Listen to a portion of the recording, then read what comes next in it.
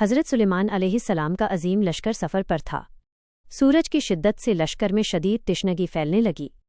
پانی کا ذخیرہ ختم ہو چکا تھا اور دور دور تک کسی چشمے کا نام و نشان نہ تھا۔ ایسے نازک وقت میں حضرت سلیمان کو ہدہد کی ضرورت محسوس ہوئی۔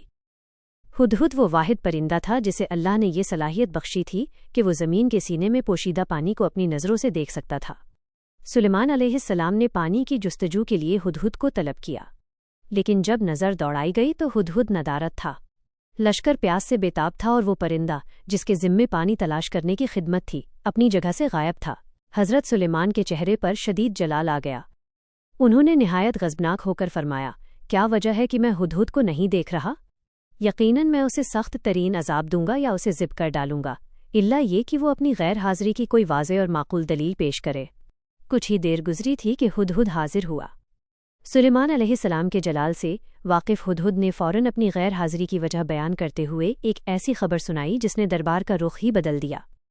اس نے کہا، اے اللہ کے نبی، میں ایک ایسی معلومات لے کر آیا ہوں جس تک آپ کی رسائی نہیں ہوئی۔ میں ملک سبا سے ایک یقینی خبر لایا ہوں۔